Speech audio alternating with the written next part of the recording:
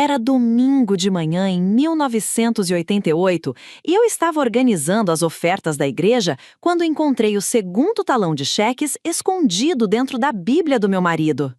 No Brasil daquele tempo, uma mulher de pastor não mexia nos papéis do marido. Mas quando vi os valores e os beneficiários, nomes de mulheres jovens da congregação, senti o chão se abrir debaixo dos meus pés. O cheiro de café que vinha da cozinha se misturou com o desgosto amargo da descoberta. Meu esposo não estava apenas pregando a palavra de Deus, estava usando ela para seduzir e roubar suas ovelhas. E eu, sua esposa fiel há 15 anos, era a maior tonta de todas. Você já se perguntou como é descobrir que sua vida inteira foi uma mentira? Que o homem que pregava sobre honestidade no púlpito estava roubando até o último centavo dos pobres? Que as mulheres que vinham até mim pedir conselhos matrimoniais estavam, na verdade, sendo aliciadas pelo meu próprio marido? Meu nome é Conceição Aparecida Santos. Hoje, em 2025, tenho 72 anos e uma fortuna que ninguém na cidade suspeita de onde veio. Mas em 1988, eu era apenas uma pianista de igreja, casada com o pastor Josué Santos, da Igreja Pentecostal Renascer, em Ribeirão Preto. Era uma mulher que acreditava em Deus, no casamento e na bondade das pessoas. Que ingênua eu era! Feche os olhos e imagine comigo. Imagine acordar todo domingo às 5 da manhã para preparar o café da manhã, passar a roupa do marido, organizar as partituras do hino do dia. Imagine sorrir para cada membro da congregação, cumprimentar as esposas, abraçar as viúvas, brincar com as crianças. Imagine fazer isso por 15 anos, acreditando que estava servindo a Deus através do seu ministério. Agora, imagine descobrir que, enquanto você tocava piano e cantava "Quão grande é o meu Deus", seu marido estava contando o dinheiro do dízimo nos fundos da igreja, separando a parte dele. Que, enquanto você consolava mulheres com problemas conjugais, ele estava marcando encontros com elas em motéis da rodovia. A Bíblia de capa preta que Josué carregava todo domingo não era apenas um livro sagrado, era um cofre. Entre os versículos de João e as páginas do Apocalipse, meu marido escondia talões de cheques, recibos e até fotografias. Fotografias que, quando vi naquele domingo maldito, me fizeram entender que eu não conhecia o homem com quem dividia a cama 1 década e meia. Sabe qual é a sensação de descobrir que você é a única pessoa honesta numa congregação de mentirosos? É como se alguém ligasse o ventilador num castelo de cartas. Tudo que você acreditou, tudo que construiu, tudo que defendeu, desmorona em segundos. Mas a pior parte não foi descobrir que meu marido era um ladrão e adúltero. A pior parte foi perceber que eu tinha ajudado. Cada vez que eu sorria para as mulheres que ele seduzia, cada vez que tocava piano enquanto ele pedia ofertas extras, cada vez que defendi sua honra quando alguém sussurrava desconfianças, eu estava sendo cúmplice. Naquele domingo de março de 1988, segurando aqueles papéis com as mãos tremendo, eu não sabia que estava prestes a me tornar alguém completamente diferente. Não sabia que a Conceição ingênua e submissa morreria ali mesmo, na sala da casa pastoral, entre o cheiro de café esfriando e o som dos sinos da igreja ao longe. O que nasceu no lugar dela foi algo que nem eu mesma imaginava que existia dentro de mim. Algo frio, calculista e pacientemente vingativo. Algo que sabia exatamente como usar a fé sincera das pessoas para destruir quem as manipulava. Você acredita em justiça divina? Eu acreditava. Mas naquele dia aprendi que, às vezes, Deus precisa de uma ajudinha, e eu estava mais do que disposta a ser o instrumento da sua ira. Para entender minha história, você precisa conhecer quem eu era antes de descobrir a verdade. Precisa entender como uma mulher pode passar 15 anos casada sem suspeitar de nada, como a própria fé pode cegar você para as maldades mais óbvias. Nasci em 1953, em Araraquara, filha de seu Antônio e Dona Aparecida. Sim, herdei o nome da minha mãe. Meu pai era ferroviário da Estrada de Ferro Araraquara e minha mãe, costureira. Família humilde, mas honesta. Cresci ouvindo que palavra de homem é palavra de homem e que lugar de mulher é ao lado do marido, na alegria e na tristeza. Aprendi a tocar piano na igreja metodista da cidade. Tinha jeito pra música, dizia o maestro. Aos 18 anos, quando conheci Josué numa convenção evangélica em Ribeirão Preto, achei que Deus havia respondido minhas orações. Ele era bonito, carismático, 6 anos mais velho que eu. Pregava com uma paixão que fazia as mulheres chorarem e os homens baterem palmas. Noivamos em 3 meses. Casamos em 1973, numa cerimônia simples, mas emocionante. Eu tinha 20 anos e sonhava em ser a Hope, esposa perfeita de um homem de Deus. Mudei para Ribeirão Preto, deixei minha família, meus amigos, minha vida. Afinal, a Bíblia diz que a mulher deve deixar tudo para seguir o marido. A Igreja Pentecostal Renascer começou na nossa própria sala de estar. 10 pessoas, um violão desafinado e muita fé. Josué pregava com tal unção que, em 5 anos, já tínhamos templo próprio e 150 fiéis. Eu era a pianista oficial, a primeira-dama, a conselheira das mulheres. Minha rotina era previsível como o pôr do sol. Acordava às 5 para fazer o café. Às 6 orava com Josué antes dele sair para as visitas pastorais. Passava a manhã cuidando da casa, preparando almoço, estudando a lição da escola dominical. À tarde, recebia as mulheres da igreja que vinham buscar oração ou conselhos. À noite, estava no templo, no banco ao piano, tocando enquanto meu marido pregava sobre fidelidade e honestidade. Éramos o casal modelo. As esposas da congregação me invejavam, sempre me diziam isso. Irmã Conceição, que sorte a senhora tem! Pastor Josué é tão dedicado, tão zeloso. E eu sorria, orgulhosa, sentia que estava cumprindo meu propósito divino. Nunca desconfiei de nada porque Josué era inteligente. Ele me mantinha ocupada com os afazeres da igreja, me fazia sentir importante. Conceição, você é fundamental para este ministério, dizia. Sem você, eu não conseguiria cuidar de tantas ovelhas. E eu acreditava, me sentia honrada por ser escolhida por Deus para ajudar um homem tão especial. A vida financeira sempre foi uma caixa preta. Josué cuidava de tudo, as contas, o dízimo, os gastos da igreja. Mulher não precisa se preocupar com essas coisas, dizia. Seu trabalho é cuidar do lar e das almas. Eu recebia uma mesada semanal para as compras da casa e nunca questionei. Afinal, éramos pobres, mas honrados, não é mesmo? O que eu não sabia é que enquanto eu economizava nos temperos para fazer o dinheiro do mercado render, meu marido depositava centenas de cruzados numa conta que eu nem sabia que existia. Enquanto eu consertava minhas roupas para durar mais tempo, ele comprava presentes caros para as amantes. As mulheres da igreja vinham até mim com problemas conjugais. Irmã Conceição, meu marido está estranho, diziam. Chega tarde, mente sobre onde esteve. Às vezes, sinto perfume diferente nele. E eu, na minha inocência, aconselhava. Gente, ore por ele, irmã. Seja submissa e carinhosa. O amor verdadeiro sempre vence. Que ironia amarga! Eu estava dando conselhos sobre como reconquistar maridos infiéis para mulheres que estavam sendo seduzidas pelo meu próprio esposo. Estava ensinando submissão para as mesmas que meu marido estava usando e descartando como objetos. Durante 15 anos, vivi numa bolha de falsa piedade.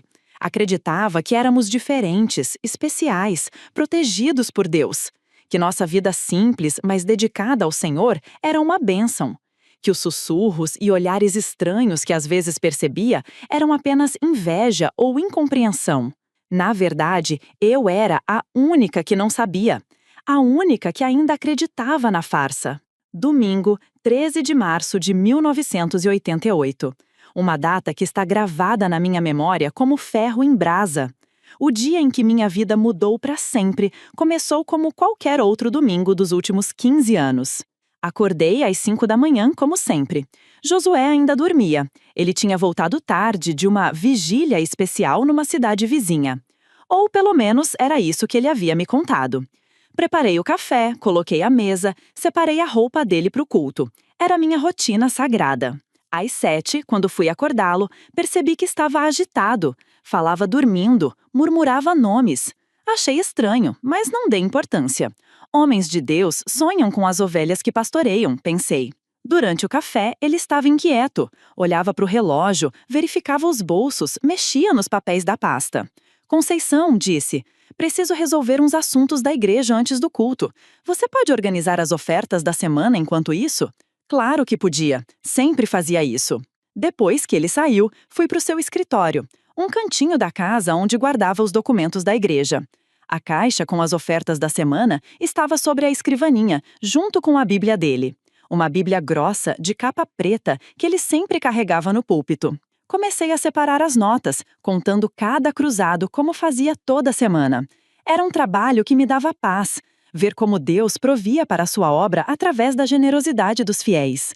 Quando terminei, fui guardar o dinheiro no envelope para levar ao banco na segunda-feira. Foi então que esbarrei na Bíblia e ela caiu no chão aberta. Quando me abaixei para pegá-la, vi que algo havia saído de dentro dela. Um pedaço de papel dobrado. Achei que fosse um versículo que Josué havia guardado para usar no sermão. Não era. Era um talão de cheques. Um talão de cheques de um banco onde eu nunca havia posto os pés. Com o nome do meu marido impresso, mas endereço diferente da nossa casa. E o que me deixou gelada foi ver os canhotos. Cheques no valor de 500, 800, até 1.000 cruzados. Para nomes que eu conhecia. Nomes de mulheres da nossa igreja.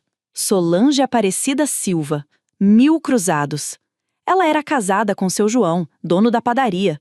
Tinha uns 25 anos, sempre muito arrumada no culto. Miriam de Jesus Santos, 800 cruzados. Viúva nova, perdeu o marido num acidente na usina. Morava sozinha com os 2 filhos pequenos. Ana Lúcia Ferreira, 500 cruzados. Esposa do Ademir, que bebia demais e batia nela. Sempre vinha me pedir oração para que o marido mudasse. Senti o mundo girar. Minha visão escureceu por um momento. Sentei na cadeira do escritório, segurando aqueles papéis com mãos que tremiam tanto que mal conseguia ler os nomes. Por que Josué estava dando dinheiro para essas mulheres? De onde vinha esse dinheiro? E por que ele escondia isso de mim? Com o coração batendo descompassado, abri a Bíblia completamente. Meu Deus! Entre as páginas de Provérbios havia envelopes pequenos. Dentro deles, fotografias. Fotografias de mulheres da nossa igreja. Algumas vestidas, outras... não. Reconheci Solange numa foto onde ela sorria para a câmera, usando apenas lingerie. Miriam estava numa outra, abraçada com alguém que eu não conseguia ver, mas pela aliança dourada no dedo, sabia que era Josué. Ana Lúcia aparecia numa terceira foto, nua da cintura para cima, fazendo uma pose que me deixou enjoada. Corri para o banheiro e vomitei. Vomitei tudo que havia comido e depois continuei vomitando até sair apenas bile. O sabor amargo na boca combinava perfeitamente com o que sentia no coração. Voltei para o escritório cambaleando. Precisava entender. Vasculhei toda a Bíblia, página por página. Encontrei recibos de motéis, cartas perfumadas, até preservativos guardados no meio do livro de Cantares. A ironia era cruel demais para ser coincidência. Em 20 minutos, 15 anos de casamento se despedaçaram diante dos meus olhos. Meu marido não era apenas infiel, ele estava prostituindo as mulheres da nossa própria igreja. Usava a autoridade pastoral para seduzi-las, chantageá-las, comprá-las. E eu, a esposa perfeita, estava financiando tudo isso sem saber. Quando ouvi as chaves girando na fechadura, entrei em pânico. Guardei tudo rapidamente dentro da Bíblia, coloquei-a no lugar exato onde estava. Corri para a cozinha e fingi estar lavando a louça. Conceição! Gritou Josué da sala. Já organizou as ofertas? Já, meu amor, respondi, confiante com a firmeza da minha própria voz. Está tudo pronto. Ele apareceu na cozinha, me beijou na testa como sempre fazia. O mesmo beijo carinhoso de todos os domingos. Mas agora eu sentia nojo. Sabia onde aquela boca havia estado. Que cara é essa, mulher? Está pálida. Deve ser o calor, menti. Já vou me arrumar para o culto. Enquanto me trocava, olhando meu reflexo no espelho do quarto, vi uma mulher que não reconhecia. Não era mais a Conceição submissa e ingênua de 2 horas atrás. Era alguém que acabara de conhecer o verdadeiro significado da palavra traição. E naquele momento, sem que eu mesmo soubesse, nasceu dentro de mim algo novo. Algo que não tinha pressa, que sabia esperar. Algo que iria usar a própria fé daquelas pessoas para fazer justiça. Sentada na primeira fileira do templo naquela manhã, tocando piano enquanto Josué pregava sobre pureza e santidade, eu sorria. Mas não era mais o sorriso da esposa orgulhosa. Era o sorriso de quem acabara de encontrar um propósito muito maior do que servir a Deus. Era o sorriso de quem iria servir à justiça. Os 3 meses que se seguiram àquela descoberta foram os mais difíceis e, ao mesmo tempo, os mais reveladores da minha vida. Imagine ter que acordar todo dia ao lado de um homem que você descobriu ser um monstro, beijá-lo, servi-lo café, sorrir quando ele chegasse em casa. Tudo isso enquanto sua mente trabalha feito uma máquina, coletando cada pista, cada mentira, cada evidência. A primeira coisa que aprendi foi a ser uma confidente, atriz melhor que qualquer estrela da Globo. Toda manhã, eu acordava e vestia a máscara da Conceição submissa. Falava as mesmas palavras, fazia os mesmos gestos, mantinha a mesma rotina. Josué não poderia suspeitar de nada até eu estar completamente preparada. Mas, por dentro, eu era uma detetive implacável. Comecei observando os horários dele. Josué sempre foi organizado com a agenda pastoral, mas agora eu prestava atenção nos detalhes. Quando ele dizia que ia visitar o irmão Antônio no hospital, eu ligava para lá algumas horas depois, fingindo ser da igreja. "O pastor já passou por aí hoje?" "Não, irmã Conceição, não vimos ele por aqui não." Mentira número 1 confirmada. Quando ele falava que tinha reunião com os diáconos, eu encontrava um jeito de ligar para a casa de um deles. "Oi, irmã Maria, é a Conceição. O Josué já chegou aí para a reunião?" "Que reunião, irmã? Não marcamos nada para hoje." Mentira número 2. Em 2 semanas, descobri que pelo menos metade dos compromissos dele eram falsos. Ele estava usando o ministério como álibi para seus encontros. A investigação financeira foi mais delicada. Josué controlava tudo, mas eu conhecia os hábitos dele melhor que ninguém. Sabia que toda terça-feira ele ia ao banco resolver assuntos da igreja. Sabia que guardava os documentos importantes numa pasta marrom dentro do armário do quarto. Uma terça-feira, quando ele saiu para as visitas, revirei tudo. Encontrei 3 cadernetas de poupança em nomes diferentes. Uma no nome dele, outra no meu nome, mas eu nunca havia assinado nada, e uma terceira numa sociedade fictícia chamada Águia Dourada Empreendimentos. O dinheiro que vi naquelas cadernetas me deixou tonta. Eram valores que jamais imaginei que possuíssemos. Milhares e milhares de cruzados. Enquanto eu economizava no açúcar e reutilizava os saquinhos de chá, meu marido acumulava uma fortuna que poderia sustentar nossa família por décadas. Mas de onde vinha tanto dinheiro? A resposta estava nos talões de cheques escondidos pela casa. Encontrei mais 3, em lugares que só uma esposa conhece. Dentro da caixa de ferramentas, atrás dos produtos de limpeza, até dentro de uma lata de achocolatado vazia no fundo da despensa. Os canhotos contavam uma desgostosa história. Cheques para mulheres da igreja, sim, mas também saques enormes do dízimo. Valores que deveriam ter ido para a obra de Deus estavam sendo desviados sistematicamente. Josué não roubava apenas as mulheres, estava angry, roubando os próprios fiéis. Descobri ainda um caderno onde ele anotava tudo. Como um contador meticuloso, registrava cada investimento nas suas vítimas. Solange, maio, 500, lingerie. Junho, 800, conta de luz. Julho, 1.200, ameaça do marido. Era um catálogo da corrupção. O padrão era sempre o mesmo. Ele começava oferecendo ajuda financeira para mulheres em dificuldades. Viúvas, esposas de homens problemáticos, jovens com filhos para criar. Depois, cobrava favores. Quando elas tentavam recuar, ele chantageava com fotos ou ameaçava contar tudo para os maridos. Cada descoberta era uma punhalada no coração, mas também combustível para minha crescente determinação. A investigação pessoal foi a parte mais nojenta. Comecei a prestar atenção em como ele se comportava na igreja, o jeito que olhava para certas mulheres, como demorava mais tempo cumprimentando umas do que outras, como sempre arranjava um jeito de ficar sozinho com as mais vulneráveis. Segui ele 3 vezes. Na primeira, o vi entrar no motel Estrela da Manhã com Miriam. Ficaram lá 2 horas. Na segunda, foi com Ana Lúcia num apartamento emprestado na Vila Tibério. Na terceira, com uma jovem que eu nem conhecia, que devia ter uns 19 anos e estava visivelmente grávida.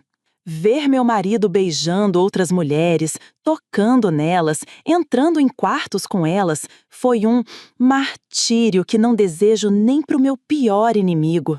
Mas eu precisava ter certeza, precisava de provas irrefutáveis. Comprei uma máquina fotográfica simples na loja do seu Manuel e aprendi a usá-la. Tirei fotos dele entrando e saindo de motéis, tirei fotos das mulheres, tirei fotos dos carros, das placas, dos horários. Cada clique era uma prova a mais para o julgamento que eu estava preparando. A parte mais difícil foi descobrir que eu não era a única que sabia. Irmão Benedito, o tesoureiro da igreja, estava envolvido. Numa conversa que escutei atrás da porta, ouvi Josué oferecendo 10% de comissão para ele fechar os olhos para as irregularidades financeiras. Pastor, disse Benedito, isso não está certo, é dinheiro de Deus. Benedito, respondeu meu marido com aquela voz melosa que eu conhecia tão bem, Deus quer que seus servos sejam prósperos, estamos apenas antecipando as bênçãos. E Benedito, que eu sempre respeitei como homem íntegro, aceitou. Aceitou ser cúmplice de um ladrão em troca de dinheiro sujo. Naquele momento, entendi que a podridão era maior do que imaginava.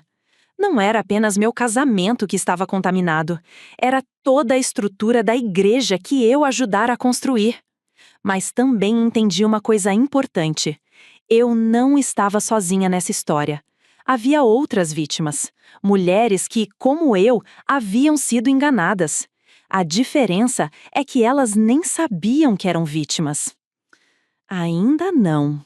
Conforme aprofundava minha investigação, descobri que o esquema de Josué era muito mais sofisticado e antigo do que imaginava. Não era coisa de alguns meses. Ele vinha fazendo isso há anos, bem debaixo do meu nariz. Numa tarde de quinta-feira, enquanto organizava os arquivos antigos da igreja, algo que Josué sempre fazia questão de fazer sozinho, encontrei uma pasta escondida atrás dos documentos oficiais. Dentro dela, cartas. Dezenas de cartas escritas em diferentes caligrafias femininas. Pastor Josué, não posso mais viver com esse peso na consciência. Meu marido desconfia. Por favor, vamos parar com isso. Era assinada por Rosângela, uma mulher que havia frequentado nossa igreja anos atrás e depois simplesmente desapareceu. Lembro que na época, Josué disse que ela havia se desviado dos caminhos do Senhor. Agora eu sabia o verdadeiro motivo. Outra carta, mais desesperada. Pastor, minha família está me expulsando de casa. Eles descobriram sobre as fotos. O Senhor prometeu que ia me ajudar, mas agora não atende mais meus telefonemas. Estou grávida e não sei o que fazer. Assinada por Cleide, uma jovem de 17 anos que havia sumido da igreja 2 anos antes. Meu Deus, ele estava destruindo famílias inteiras há anos. E eu, na minha cegueira, pensava que éramos um casal abençoado por Deus. A carta que mais me chocou era de Dona Francisca, uma senhora de 60 anos que perdeu o marido e ficou responsável por 5 netos órfãos. Pastor, o Senhor disse que Deus me daria um jeito de sustentar essas crianças. Mas o que o Senhor está pedindo em troca não é de Deus, é do diabo. Prefiro passar fome a me sujar assim. Dona Francisca lembrava dela, uma mulher digna, de muito caráter. Também havia se mudado para longe, de uma hora para outra. Josué disse que ela não se adaptou ao crescimento da igreja. Mentira! Ela havia fugido da chantagem dele. Cada carta era um testemunho da podridão moral do homem com quem eu dividia a cama. Mas também era uma prova de que o padrão de comportamento dele vinha de longa data. Precisava de mais detalhes sobre o esquema financeiro. Numa madrugada, quando Josué dormia profundamente depois de uma de suas vigílias especiais, peguei as chaves da igreja e fui até lá. Conhecia cada canto daquele lugar. Havia passado 15 anos limpando, organizando, decorando. No escritório da igreja, dentro de um arquivo que eu nunca havia visto aberto, encontrei os livros de registros reais. Não aqueles que Josué mostrava para a congregação durante as assembleias, mas os verdadeiros. Os números eram assustadores. A igreja arrecadava quase o triplo do que ele declarava. Os dízimos e ofertas que entravam eram subtraídos antes mesmo de serem contabilizados oficialmente. Josué criara um sistema onde recolhia o dinheiro das pessoas mais generosas durante a semana, em visitas pastorais, e esse dinheiro simplesmente não aparecia nos registros oficiais. Dona Zilda, por exemplo, uma viúva rica que sempre foi muito generosa com a obra, aparecia no livro oficial contribuindo com 100 cruzados mensais. Mas num caderno separado, vi anotações de que ela entregava 1.000 cruzados todo mês diretamente para Josué.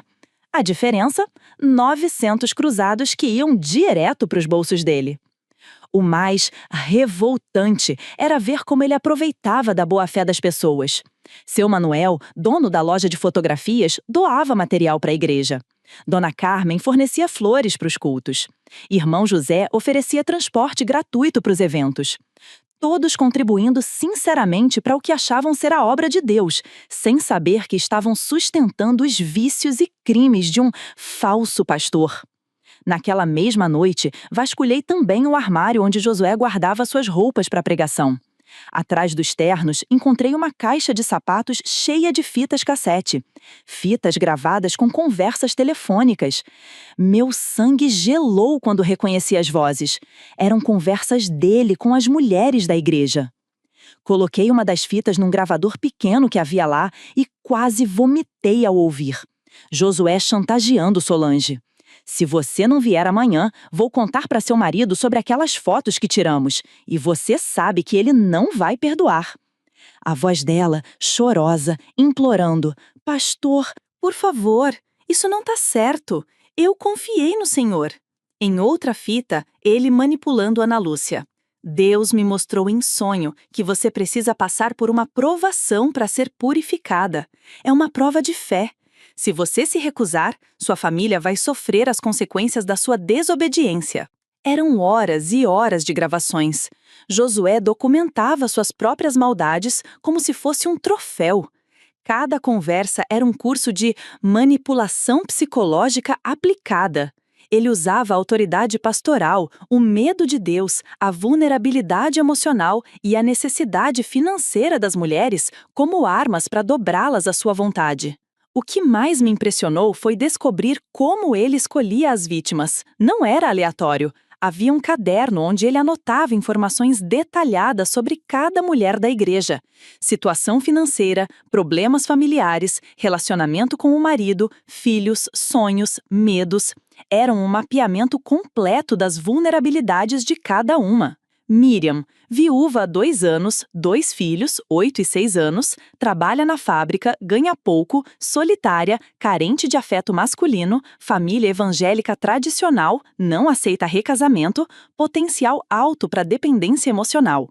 Ana Lúcia, marido alcoólatra e violento, sem filhos, depressão, baixa autoestima, sonha em fugir mas não tem para onde ir, vulnerável a promessas de salvação.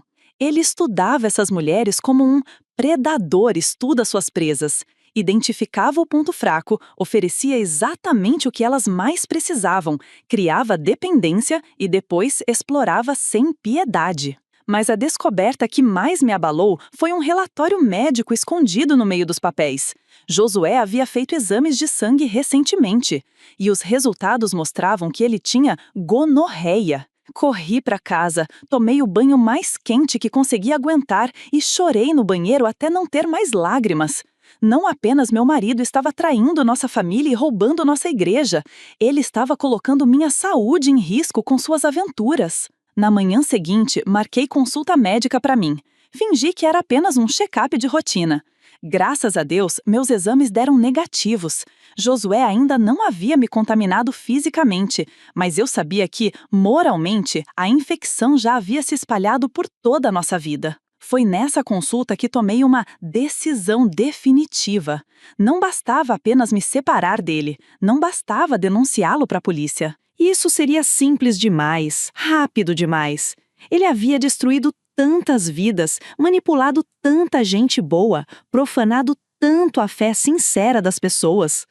Ele merecia algo mais poético, mais simbolicamente apropriado. Merecia ser destruído pelas mesmas pessoas que havia enganado, da mesma forma que havia enganado elas. A transformação não aconteceu da noite para o dia. Foi um processo gradual, como uma lagarta se transformando em borboleta. Só que, no meu caso, a borboleta tinha dentes afiados e sede de justiça. A primeira mudança foi interna. Parei de sentir raiva e comecei a sentir uma frieza calculista. Parei de chorar escondida e comecei a planejar. A dor da traição se transformou em combustível para algo muito mais poderoso, a determinação de fazer justiça. Percebi que tinha vantagens que nem imaginava. 15 anos sendo a primeira dama da igreja me deram uma posição de confiança única. As mulheres se abriam comigo, contavam seus segredos, pediam conselhos. Eu conhecia a vida íntima de praticamente toda a congregação. Comecei a usar esse conhecimento de forma confiante. Minha primeira cobaia foi Solange. Numa tarde de quarta-feira, quando ela veio para o grupo de oração das mulheres, fiquei sozinha com ela depois que as outras saíram. Solange, disse, com a voz mais materna que consegui, você está com cara de preocupada. Aconteceu alguma coisa? Ela hesitou, mas eu insisti. Filha, você sabe que pode confiar em mim. Sou como uma mãe para vocês. Foi quando ela desabou, contou tudo, como Josué havia se oferecido para ajudá-la quando o marido ficou desempregado, como a ajuda foi se transformando em encontros cada vez mais íntimos, como ela agora se sentia presa numa teia de chantagem e dependência. Irmã Conceição, chorou, eu não sei mais o que fazer. Ele tem fotos. Se meu marido descobrir, vai me matar, literalmente. E eu preciso do dinheiro que ele me dá. Sem isso, não consigo sustentar as crianças. Em vez de consolá-la ou aconselhá-la a parar, fiz algo que me surpreendeu. Ofereci ajuda prática. Solange, disse, você precisa se proteger. Essas fotos são uma arma contra você. Que tal se nós encontrássemos um jeito de você ter uma cópia delas? Ela me olhou confusa. Como assim? Ora, filha, se você também tiver as fotos, elas não podem mais ser usadas para te chantagear. É uma questão de equilíbrio de poder. Expliquei meu plano. Na próxima vez que ela fosse encontrar Josué, levaria uma máquina fotográfica escondida. Tiraria fotos dele com ela. Se ele tentar te chantagear, disse, você pode ameaçar mostrar as fotos para mim ou para os diáconos. Ele não vai querer correr esse risco. O que Solange não sabia é que eu não estava tentando protegê-la. Estava coletando evidências. As fotos que ela tirasse serviriam para meu plano maior. Usei a mesma estratégia com Ana Lúcia e Miriam. Ofereci proteção e conselhos práticos que, na verdade, eram formas de obter mais provas contra Josué. Em poucas semanas, tinha um arquivo completo de, confidentes, evidências fornecidas pelas próprias vítimas. Mas a aliança mais importante foi com Dona Zilda. A princípio, eu a via como rival. Ela era uma mulher rica, influente, que sempre teve um relacionamento muito próximo com Josué. Eu suspeitava que talvez ela também fosse uma das amantes dele. Estava enganada. Dona Zilda era, na verdade, uma vítima de outro tipo de golpe. Descobri isso numa conversa casual depois do culto de domingo. Ela mencionou que estava pensando em fazer uma doação especial para a igreja, algo em torno de 50 mil cruzados, para investimentos missionários. Quando perguntei mais detalhes, ela disse que Josué havia lhe mostrado um projeto para abrir igrejas em cidades menores. Eu sabia que não existia projeto nenhum, era mais um golpe. Resolvi testar minha nova personalidade. Convidei Dona Zilda para tomar um café em casa na semana seguinte. Durante a conversa, sutilmente, comecei a plantar dúvidas. Zilda, disse, você é uma mulher de negócios. Já viu os documentos desse projeto? Contratos, orçamentos, cronogramas? Ela admitiu que não. Josué havia apenas mostrado algumas anotações e pedido confiança. Murmurei, fingindo preocupação. É que 50 mil cruzados é muito dinheiro. Você não acha melhor pedir para ver algo mais oficial? Por garantia? Plantei a playful semente da desconfiança e deixei que ela germinasse sozinha. Uma semana depois, Dona Zilda me procurou novamente. Conceição, disse, tentei falar com Josué sobre os documentos do projeto. Ele ficou irritado, disse que eu estava duvidando da palavra dele.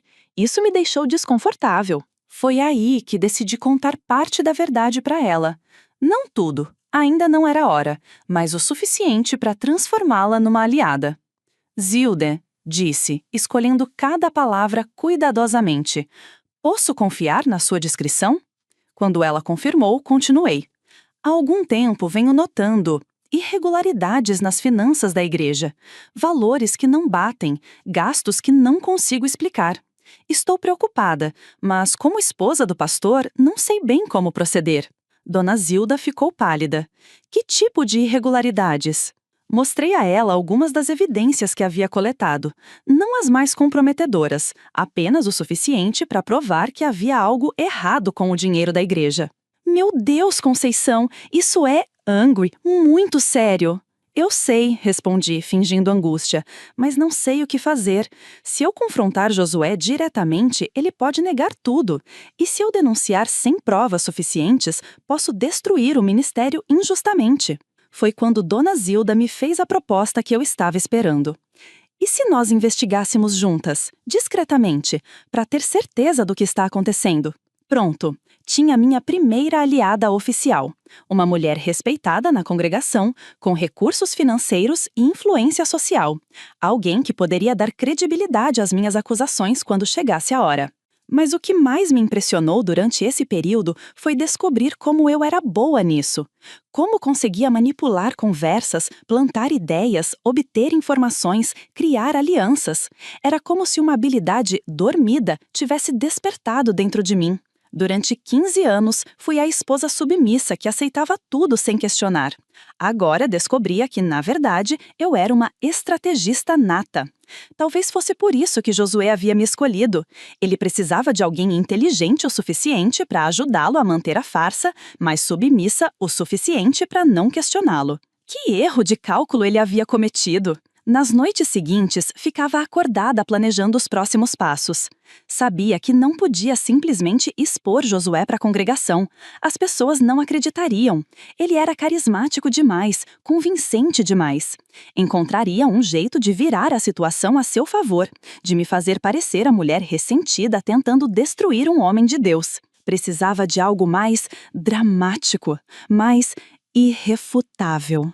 Algo que usasse a própria fé das pessoas contra ele. Foi então que me lembrei de uma passagem bíblica que Josué sempre citava.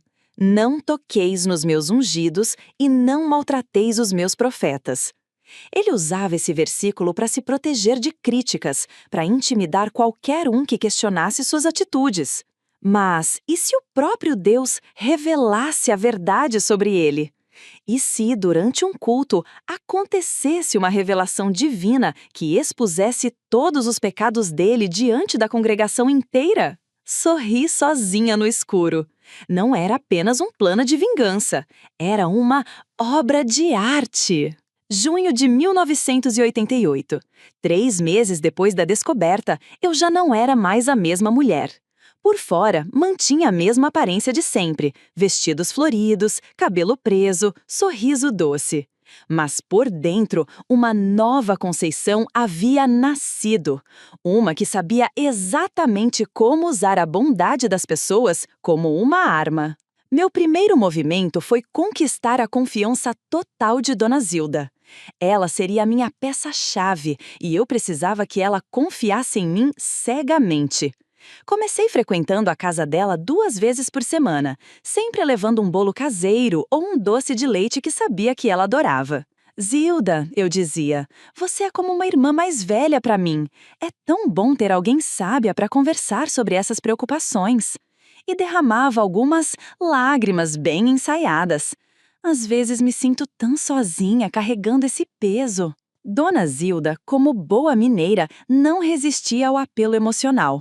Em poucas semanas, ela estava me tratando como uma filha. Me contava seus segredos, me pedia conselhos e, o mais importante, estava completamente convencida de que eu era uma vítima inocente descobrindo as maldades do marido. O segundo passo foi criar uma rede de informantes sem que elas soubessem que eram informantes.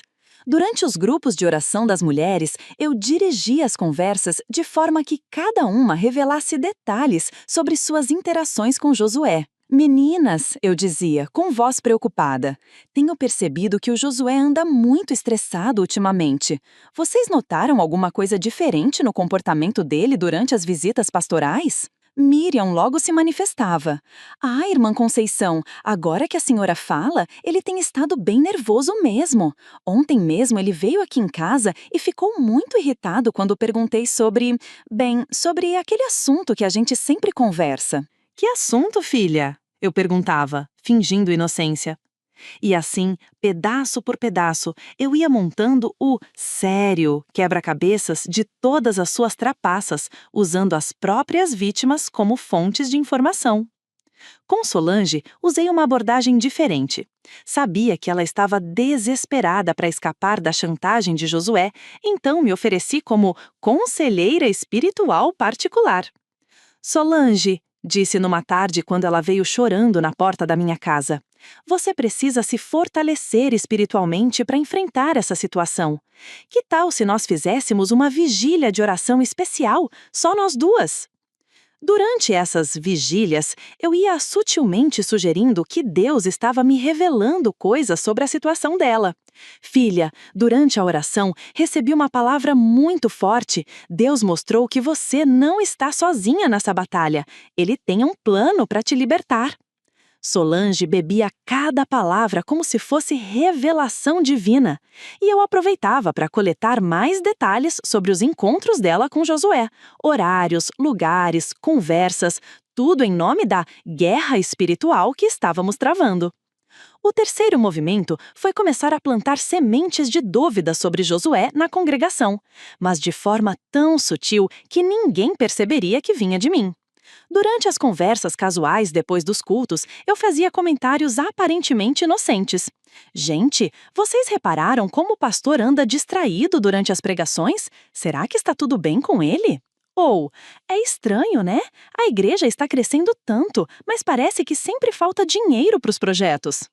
Eram apenas observações soltas, ditas com um tom de preocupação genuína. Mas eu sabia que, numa cidade pequena como Ribeirão Preto, os comentários se espalham como fogo no canavial. Em algumas semanas, várias pessoas já estavam notando coisas estranhas no comportamento do pastor. Irmão Benedito, o tesoureiro corrupto, foi meu próximo alvo. Ele era o elo mais fraco da corrente porque tinha uma esposa evangélica fervorosa que não fazia ideia da podridão em que o marido estava metido. Comecei a me aproximar de Dona Lúcia, esposa do Benedito. Sempre que a encontrava no mercado ou na farmácia, puxava conversa sobre assuntos espirituais. Lúcia, você que é tão sábia, o que pensa sobre a prosperidade na igreja? Será que Deus quer mesmo que prosperamos materialmente? Dona Lúcia, mulher simples e devota, sempre respondia com versículos sobre contentamento e simplicidade. Mas também percebi que agora tinha todas as confidentes cartas na mão. Provas de desvio de dízimo, chantagem sexual, corrupção do tesoureiro e tentativa de roubo do patrimônio da igreja. Tinha as próprias vítimas como testemunhas, uma aliada poderosa em Dona Zilda e a confiança de toda a congregação. Era hora de passar para a próxima fase. Julho chegou com o frio típico do interior paulista, mas dentro de mim ardia um fogo que nenhum inverno conseguiria apagar. Era hora de testar até onde eu podia empurrar as pessoas sem que suspeitassem das minhas verdadeiras intenções. Meu primeiro teste foi com Solange. Durante uma de nossas vigílias de oração, sugeri algo que até eu mesma me surpreendi de ter coragem para propor. Solange, disse, segurando suas mãos enquanto ela chorava. Recebi uma revelação muito forte durante a madrugada. Deus me mostrou que você precisa confrontar o pastor sobre essa situação. Ela me olhou apavorada. Como assim, irmã Conceição? Filha, você precisa gravar uma conversa com ele. Precisa ter uma prova concreta do que ele está fazendo. Quando ele se sentir encurralado, vai parar com essa chantagem. Era um teste duplo. Primeiro, para ver se Solange confiava tanto em mim a ponto de arriscar sua própria segurança seguindo meus conselhos. Segundo, para obter uma gravação da voz de Josué fazendo chantagem, uma prova irrefutável que eu poderia usar mais tarde. Solange hesitou apenas alguns segundos antes de concordar. Se a senhora acha que é vontade de Deus... Consegui um gravadorzinho pequeno emprestado com seu manual da loja de fotografias. Disse que era para gravar os ensaios do coral da igreja. Ensinei Solange a escondê-lo na bolsa e a apertar o botão de gravar na hora certa. Uma semana depois, ela me trouxe a fita. Ouvindo aquela gravação, senti uma mistura de nojo e, satisfação. Nojo pelo que Josué estava fazendo. Satisfação por ter uma prova tão clara da podridão dele. Se você não vier amanhã à tarde, dizia a voz dele na fita, vou ter que contar para seu marido sobre aquelas fotos. E você sabe que homem não perdoa essas coisas. Ele pode até fazer uma besteira.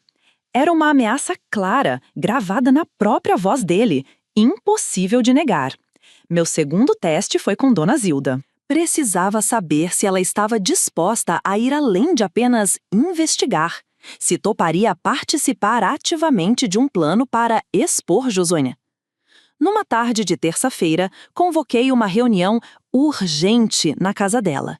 Disse que havia descoberto algo muito grave e que precisávamos tomar uma decisão.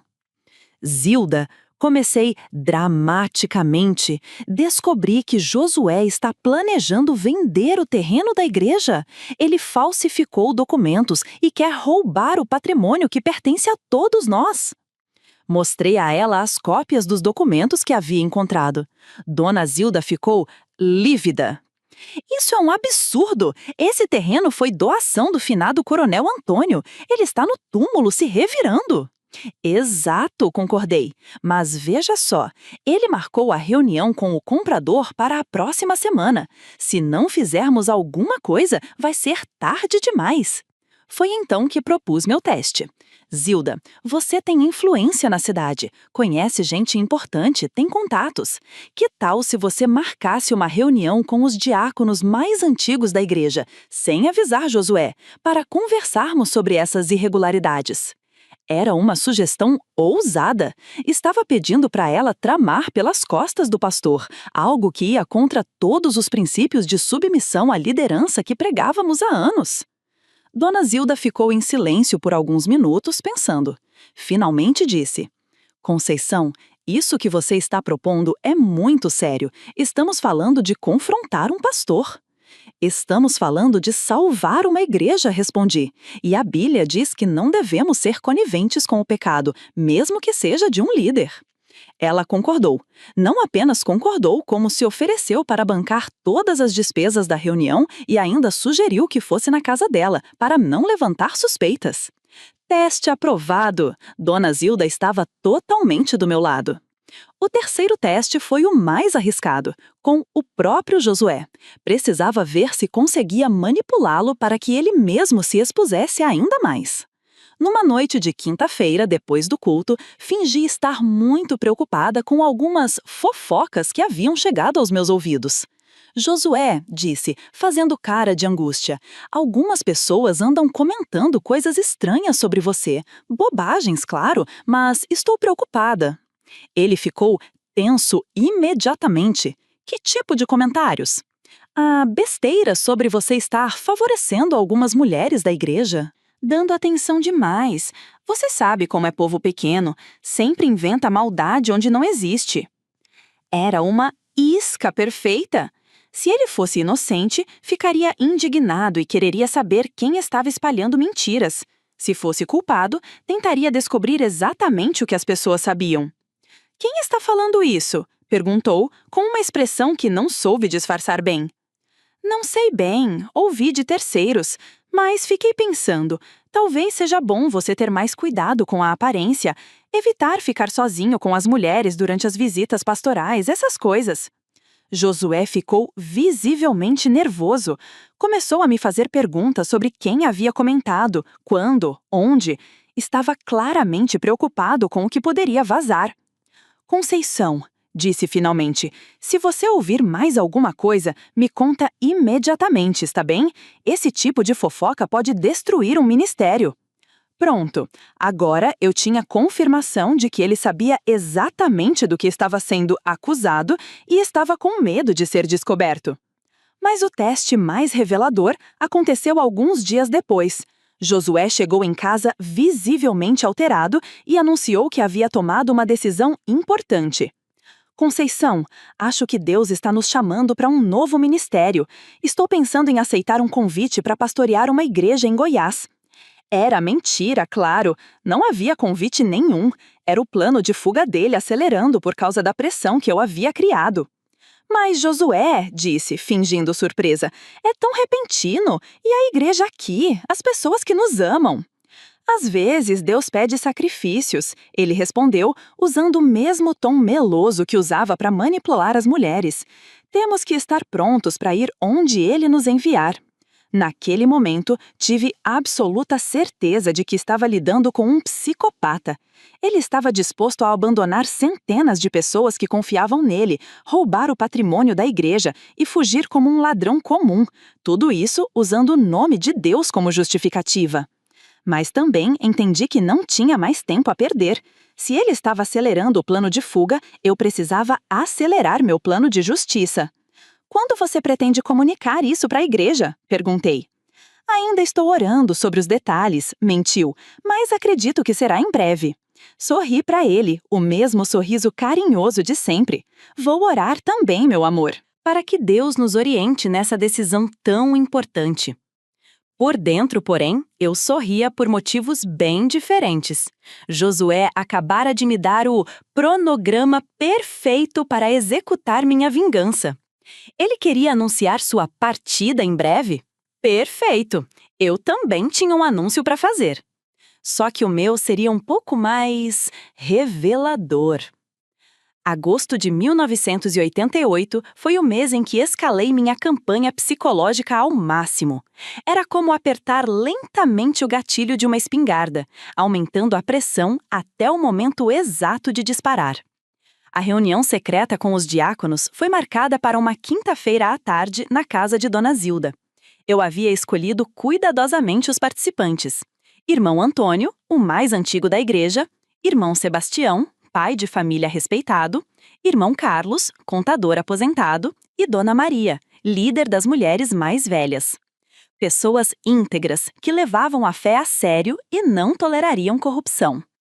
Irmãos, comecei, quando todos estavam reunidos na sala de Dona Zilda, chamamos vocês aqui porque descobrimos irregularidades graves na administração da igreja.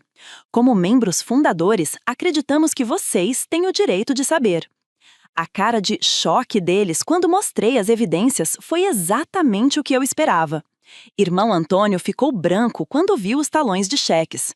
Dona Maria chorou quando ouviu a gravação de Josué chantageando Solange. Irmão Carlos, com sua experiência em contabilidade, imediatamente entendeu a gravidade dos desvios financeiros. Isso é um escândalo, disse irmão Sebastião, batendo o punho na mesa. Como um homem de Deus pode fazer uma coisa dessas? A pergunta, intervim, é o que vamos fazer com essas informações. Foi quando Dona Zilda tomou a palavra. Não podemos deixar isso passar. Esse homem está destruindo vidas, roubando o dinheiro de Deus e ainda por cima quer vender o patrimônio da igreja. Irmão Carlos levantou uma questão prática. Mas se denunciarmos para a polícia, a igreja vai virar escândalo na cidade. Nossa reputação vai ficar manchada para sempre. Era exatamente a objeção que eu estava esperando. Por isso, disse, acredito que Deus quer que a própria igreja faça a justiça, de forma pública, mas dentro do nosso meio. Como assim? Perguntou o irmão Antônio. Um culto especial, expliquei, onde essas revelações sejam apresentadas para toda a congregação. Onde Josué tem a oportunidade de se explicar diante de todos. Se ele se arrepender e confessar, podemos buscar restauração. Se mentir e negar, a própria congregação verá quem ele realmente é. A ideia foi aceita unanimemente. Marcamos o culto especial para o domingo seguinte, com transmissão ao vivo pela Rádio Pioneira, algo que Josué sempre fazia questão de ter para alcançar mais almas. Dessa vez, ele alcançaria muito mais do que imaginava. Mas eu ainda não havia terminado de apertar o cerco. Durante a semana, implementei a fase mais sutil e cruel do meu plano, fazer com que as próprias vítimas de Josué começassem a questioná-lo abertamente. Com Solange, usei uma abordagem espiritual. Filha, depois daquela gravação que você fez, recebi uma palavra muito forte em oração. Deus está dizendo que chegou a hora de você confrontar o pastor diretamente. Não para brigar, mas para dar a ele uma oportunidade de se arrepender. Mas, irmã Conceição, ela protestou, e se ele ficar furioso? E se ele cumprir as ameaças? Solange, disse, olhando profundamente nos olhos dela. Você vai fazer isso na frente de outras pessoas, durante o estudo bíblico de quarta-feira. Na presença de testemunhas, ele não pode fazer nada contra você. Era uma jogada arriscada, mas calculada. Se Solange confrontasse Josué publicamente, ele ou teria que admitir a verdade ou mentir descaradamente na frente de vários membros da igreja. De qualquer forma, seria mais evidência para mim. Com Ana Lúcia, usei o ângulo da dignidade pessoal. Ana, você é uma mulher de valor, filha de Deus. Não pode continuar sendo tratada como objeto pelo pastor. Na próxima vez que ele ligar para você, grave a conversa e depois exija uma conversa pública sobre a situação de vocês. Com Miriam, apelei para o instinto materno. Filha, pense nos seus meninos. Que exemplo você está dando para eles? Um dia, eles vão descobrir que a mãe deles estava envolvida com o pastor da igreja. Você quer que eles cresçam com essa vergonha? Uma por uma, eu estava transformando as vítimas em bombas relógio programadas para explodir ao mesmo tempo. Mas minha jogada mais brilhante foi com o irmão Benedito. Em vez de confrontá-lo diretamente sobre a corrupção, usei sua própria esposa contra ele. Numa conversa casual com Dona Lúcia no mercado, comentei: Lúcia, que bênção Deus tem dado para vocês! Vi que o Benedito comprou um carro novo, reformaram a casa. É impressionante como a prosperidade chega quando servimos ao Senhor com fidelidade. Dona Lúcia ficou desconfortável. Na verdade, Conceição, eu tenho ficado preocupada com essa prosperidade. Não sei bem de onde está vindo tanto dinheiro. Ah, mas com certeza o Benedito te explicou, né? Afinal, marido e mulher não devem ter segredos.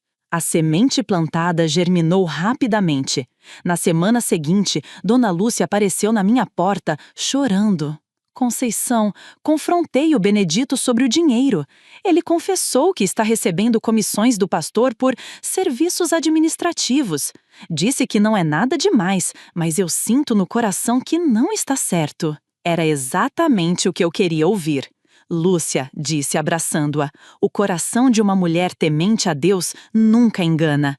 Se você sente que algo está errado, é porque está mesmo. Convenci Dona Lúcia a exigir que o marido prestasse contas detalhadas de tudo o que estava fazendo com Josué. É seu direito como esposa cristã, disse. A Bíblia fala sobre transparência no casamento. Em poucos dias, Benedito estava sendo pressionado em casa por uma esposa desconfiada e na igreja por um pastor cada vez mais nervoso. A tensão estava visível no rosto dele durante os cultos. Para completar o cerco, comecei a espalhar na congregação a notícia de que haveria um misterioso culto especial de revelações no domingo seguinte. Não dei detalhes, apenas disse que Deus havia mostrado coisas importantes que precisavam ser compartilhadas com toda a igreja. A expectativa tomou conta da congregação. Nos corredores da igreja, nas casas dos fiéis, nas conversas depois dos cultos, só se falava sobre o que seria revelado no domingo especial. Josué tentou descobrir o que eu estava planejando, mas eu sempre desconversava. Meu amor, você sabe que quando Deus fala, temos que obedecer. Vai ser uma bênção para toda a igreja. Na sexta-feira, antes do culto especial, ele estava visivelmente desesperado. Chegou em casa e anunciou que havia recebido um chamado urgente para pregar numa cidade vizinha no domingo. Conceição, vou ter que cancelar o culto especial, talvez na próxima semana. Que pena, respondi, mantendo a voz calma. Mas já avisamos todo mundo. A rádio já confirmou a transmissão. E sabe como o povo fica quando cancela culto em cima da hora? Ele ficou numa posição impossível. Cancelar o culto levantaria ainda mais suspeitas. Ir embora da cidade seria praticamente confessar que estava fugindo de alguma coisa. Está bem, disse, resignado. Vamos fazer o culto especial. Mas que tipo de revelação você pretende compartilhar? Sorri para ele com toda a sarcástica ternura que consegui fingir. Josué, meu amor, você me conhece há 15 anos. Sempre fui uma mulher de fé, obediente à palavra de Deus. Confie em mim. Ele não tinha escolha a não ser confiar. Na verdade, ele, confiante, não tinha escolha nenhuma. A armadilha estava montada. Todas as peças estavam no lugar, e o domingo estava chegando inexoravelmente. Naquela noite, enquanto ele dormia inquieto ao meu lado, eu ficei acordada olhando para o teto, sentindo uma satisfação que jamais havia experimentado.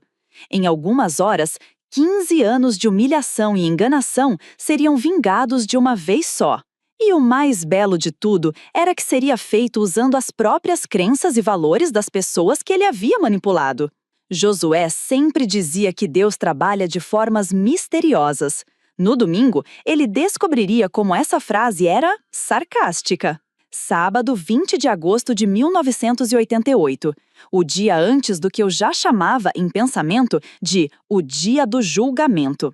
Acordei às 5 da manhã, como sempre, mas desta vez não era apenas rotina, era preparação para a guerra.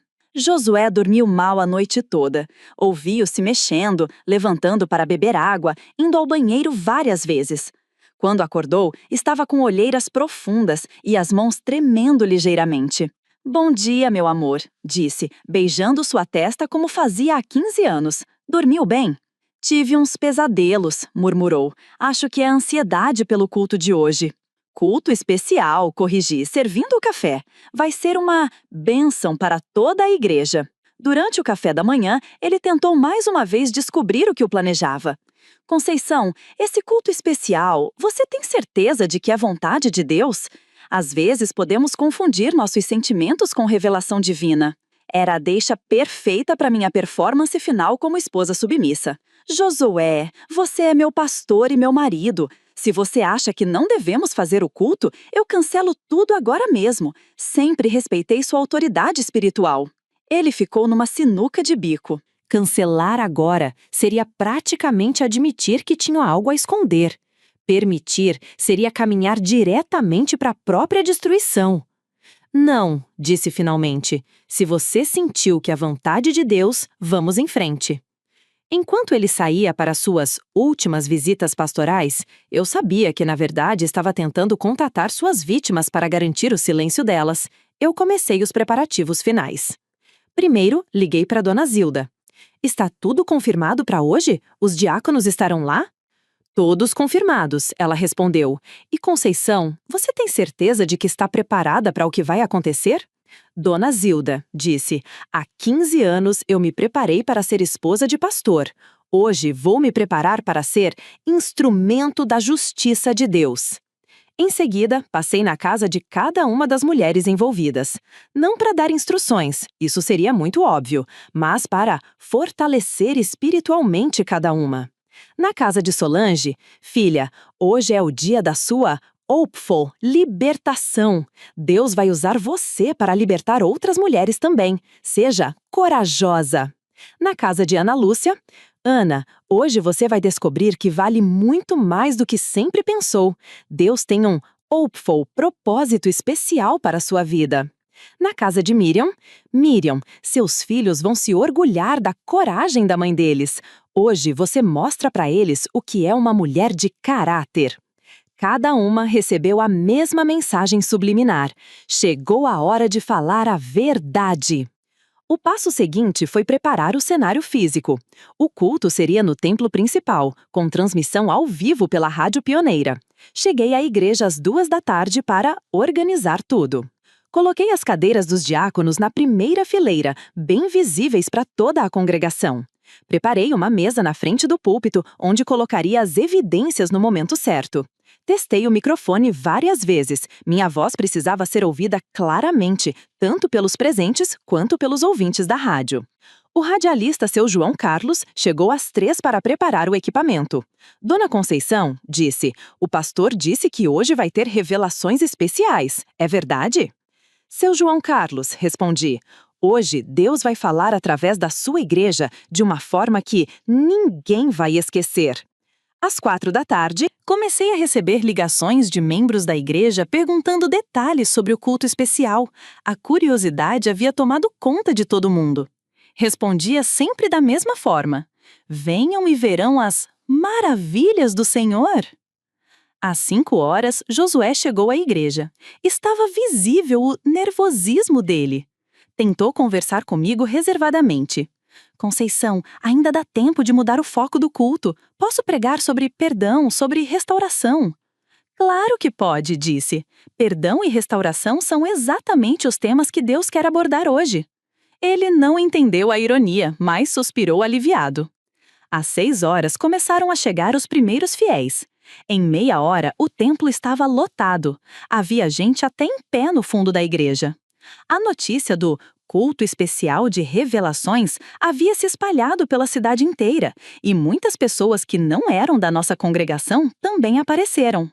Vi Dona Zilda chegando com os diáconos. Vi as 3 mulheres, Solange, Ana Lúcia e Miriam, sentadas em lugares estratégicos que eu havia sugerido.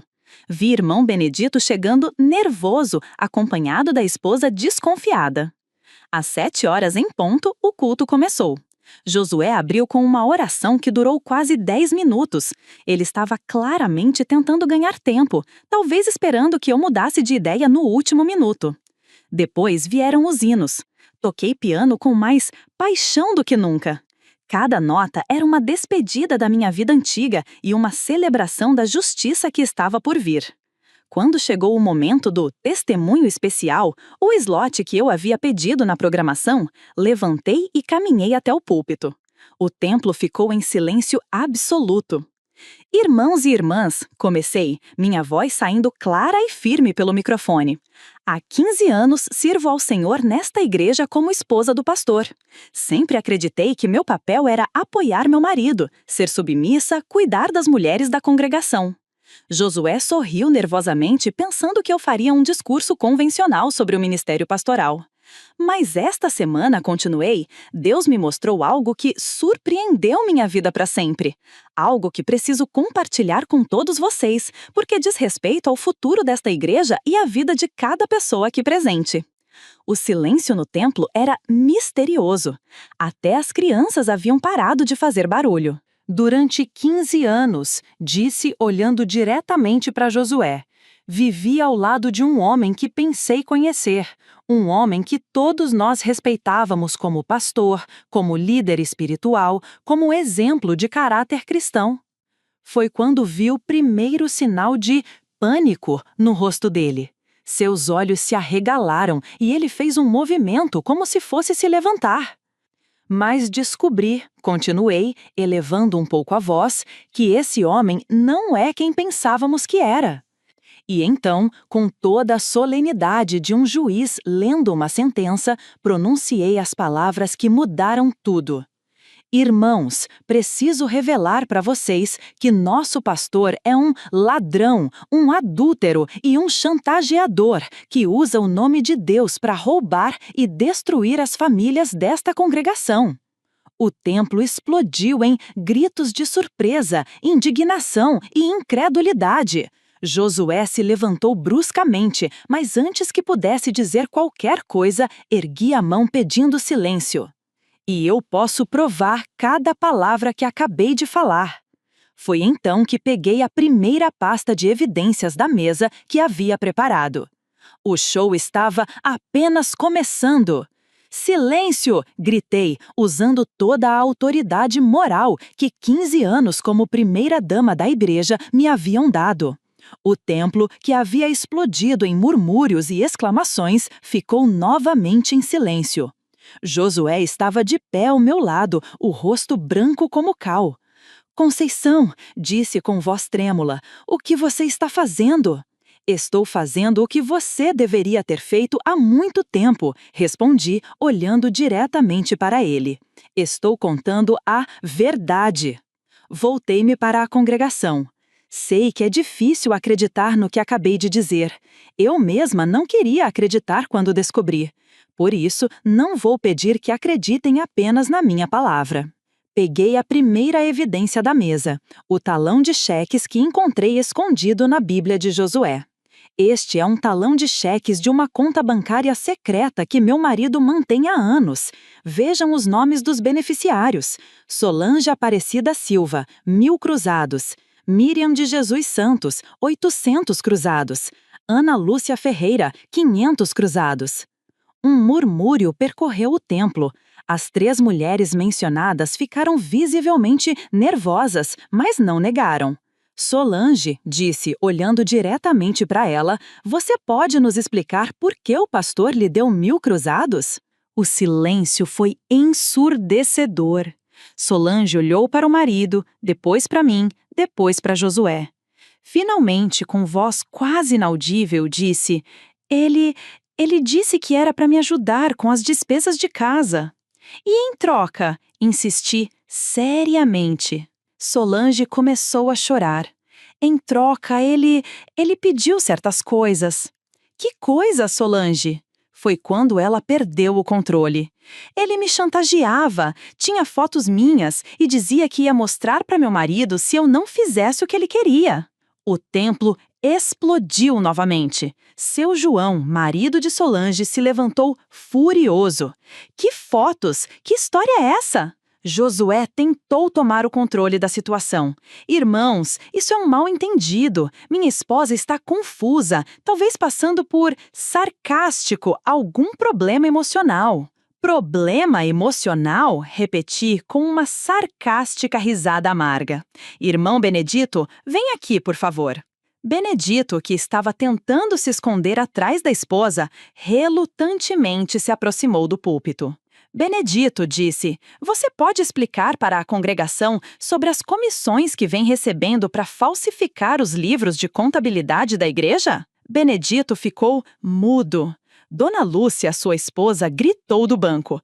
Benedito, é verdade isso?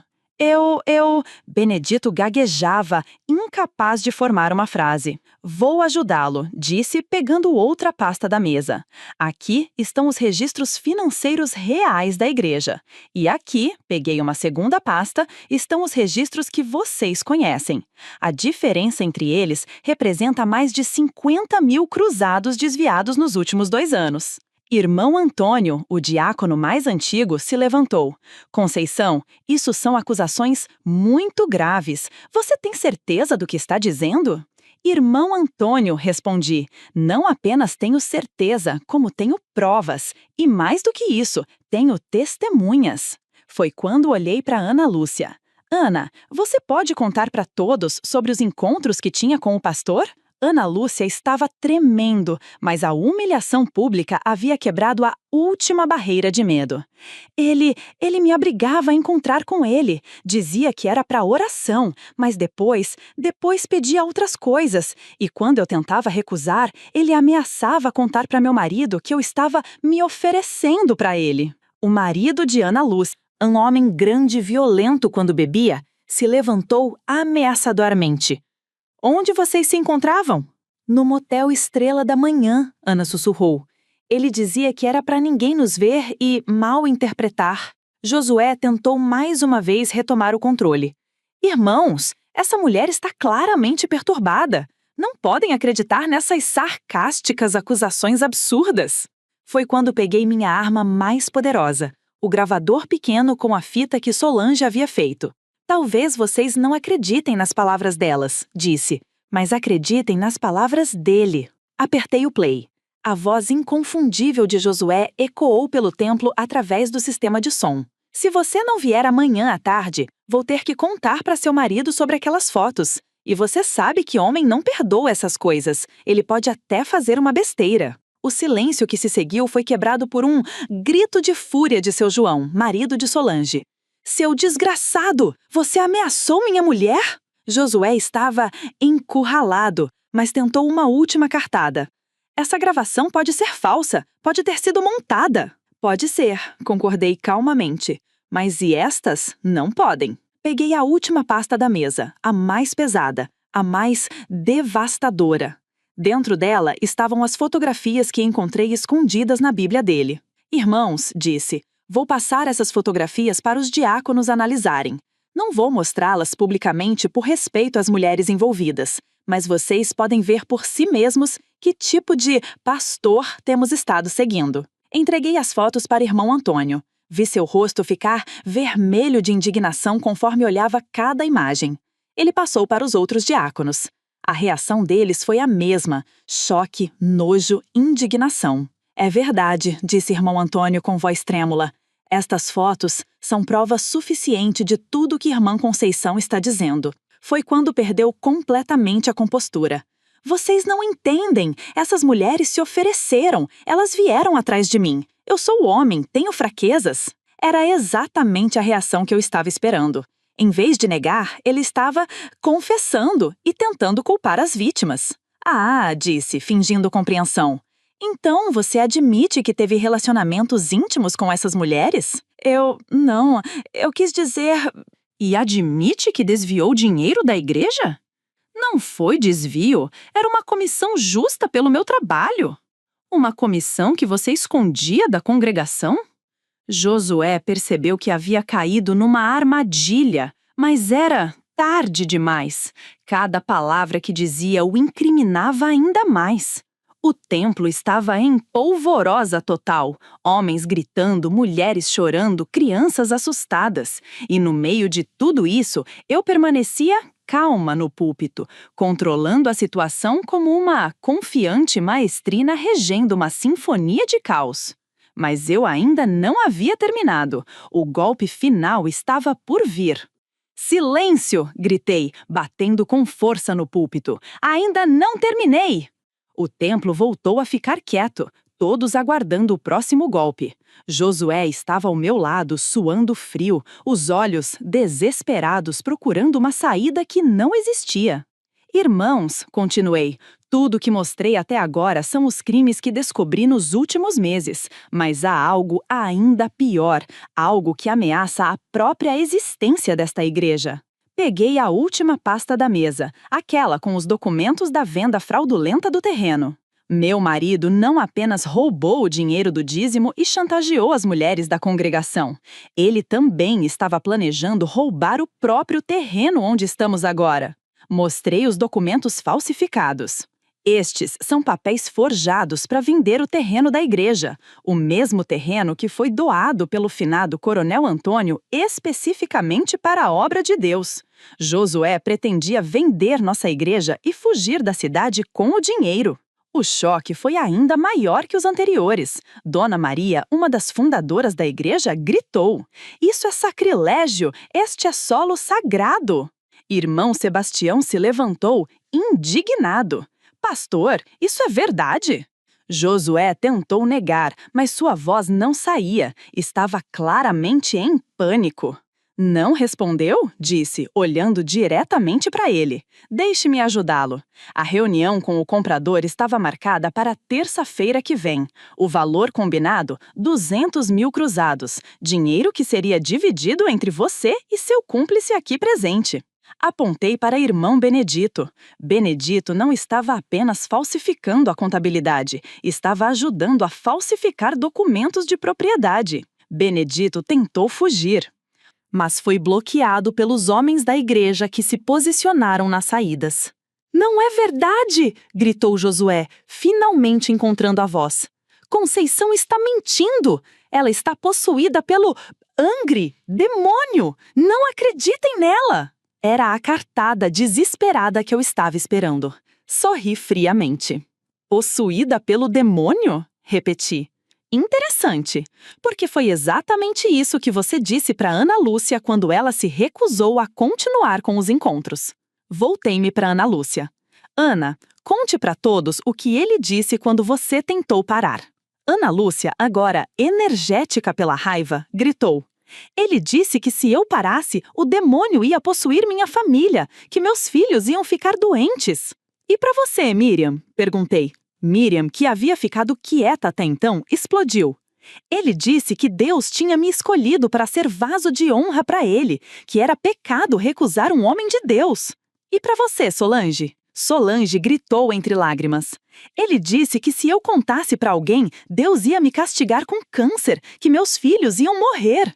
O templo estava em fúria total. Os homens gritavam palavrões que jamais deveriam ser ouvidos numa igreja. As mulheres choravam de raiva e decepção. Josué estava cercado por olhares de ódio vindos de todos os lados. Mas eu ainda não havia dado o golpe de misericórdia. "Há mais uma coisa", disse, e o templo ficou quieto novamente. Josué não fez isso sozinho. Havia outras pessoas que sabiam e fingiram não ver. Apontei para alguns membros específicos da congregação. "Dona Helena, você sabia que seu marido emprestava o apartamento na Vila Tibério para os encontros do pastor?" Dona Helena ficou vermelha de vergonha, mas não negou. "Seu Marcos, você sabia que estava transportando mulheres para encontros com o pastor quando pensava que estava apenas dando caronas para irmãs necessitadas?" Seu Marcos baixou a cabeça, envergonhado. "E você, irmão Ricardo? Você sabia que aqueles investimentos que o pastor te pedia para fazer eram, na verdade, lavagem do dinheiro roubado?" Era como um efeito dominó. Cada revelação derrubava não apenas Josué, mas toda a rede de cumplicidade que havia se formado ao redor dele. Josué tentou uma última cartada desesperada. "Conceição, pare com isso! Pense na nossa família! Pense no que vai acontecer conosco." Foi a deixa perfeita para minha linha final. "Nossa família?" repeti, como uma sarcástica risada amarga. "Josué, nossa família morreu no dia em que descobri quem você realmente é. E sabe o que mais? Eu não tenho mais medo de você, porque descobri algo que você nunca imaginou que eu descobriria." "O quê?" ele perguntou, desesperado. "Descobri que sou muito mais forte do que você, muito mais inteligente e muito mais capaz de jogar esse jogo sujo que você inventou." O templo estava em absoluto silêncio. Todos aguardavam o que viria a seguir. "Josué Santos", disse, com toda a solenidade de um juiz, "em nome desta congregação, em nome das mulheres que você humilhou, em nome dos fiéis que você roubou e em nome do Deus que você blasfemou, eu o destituo do pastorado desta igreja." O templo explodiu em aplausos, aplausos que ecoaram pela transmissão de rádio para toda a cidade de Ribeirão Preto. Josué tentou protestar, mas sua voz foi abafada pelos gritos de aprovação da congregação. Tentou correr, mas foi bloqueado pelos homens da igreja. E ali, naquele momento, 15 anos de humilhação e enganação foram vingados de uma só vez. Mas a justiça ainda não estava completa. O melhor ainda estava por vir. Irmãos! Gritei, erguendo as mãos para pedir silêncio mais uma vez. O templo ainda fervilhava com a energia da revelação, mas todos pararam para ouvir o que viria a seguir. Sei que estão indignados, sei que querem justiça. E justiça é exatamente o que vamos ter.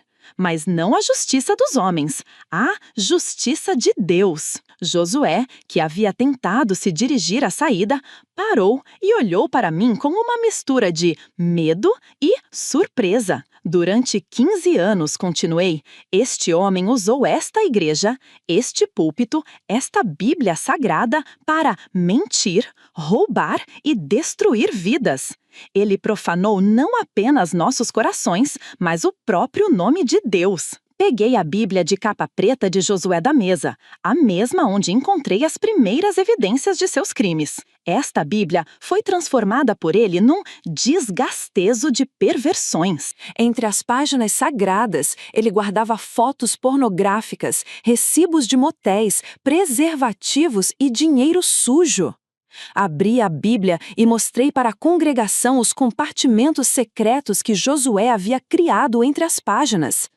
Vejam vocês mesmos, o livro que deveria ser nossa maior referência moral foi transformado num baú de imoralidades. A indignação da congregação atingiu um nível ainda maior. Gritos de profanação e blasfêmia ecoavam pelo templo. Mas, disse, erguendo a voz acima dos gritos, a mesma Bíblia que ele profanou será o instrumento de sua condenação. Abri a Bíblia numa página específica que havia marcado anteriormente, 1 Timóteo 3, 2-7, sobre as qualificações de um pastor. A palavra de Deus diz que um pastor deve ser irrepreensível, marido de uma só mulher, moderado, sensato, respeitável, hospitaleiro, apto para ensinar, não dado ao vinho, não violento, mas cordial, não contencioso, não avarento.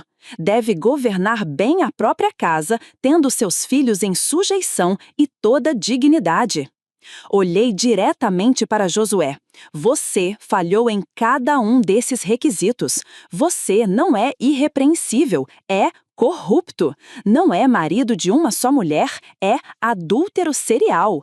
Não é respeitável, é chantagista. Não é cordial, é manipulador. E não governa bem sua própria casa, você a destruiu. Virei algumas páginas e encontrei outro versículo marcado, 1 Coríntios 5:5. Paulo escreveu: seja entregue a Satanás para a destruição da carne, para que o espírito seja salvo no dia do Senhor Jesus. Josué Santos, em nome desta igreja e pela autoridade da palavra de Deus, eu o entrego às consequências de seus próprios atos. Foi quando implementei a parte mais brilhante do meu plano. Virei-me para a congregação. Irmãos, vocês que foram roubados, enganados e humilhados por este homem, chegou a hora de decidir o destino dele, mas não através de violência, através da justiça bíblica. Apontei para Josué. A Bíblia fala sobre restituição. Êxodo 22:4 diz que quem rouba deve restituir o dobro. Levítico 6:5 fala em restituir o principal mais 1/5. Peguei os papéis da mesa. Josué Santos, você roubou mais de 50 mil cruzados desta igreja. Pela lei bíblica, deve restituir 100 mil cruzados. Eu não tenho esse dinheiro, ele gritou, desesperado. Mas tem, respondi calmamente. Tem 3 cadernetas de poupança, um carro novo, os móveis caros da casa pastoral e ainda por cima planejava embolsar 200 mil cruzados com a venda fraudulenta do terreno. Voltei-me para a congregação. Proponho que todos os bens de Josué Santos sejam confiscados para ressarcir os prejuízos que ele causou à igreja. Quem concorda? Um coro de "concordo" ecoou pelo templo. Além disso, continuei, proponho que ele seja banido desta cidade, que nenhum comerciante venda para ele, nenhum proprietário alugue para ele, nenhuma empresa empregue ele, Que ele seja tratado como o que é, um falso profeta que não merece conviver com pessoas de bem. Novamente, gritos de aprovação encheram o templo. Josué estava em pânico total. Vocês não podem fazer isso, isso é ilegal.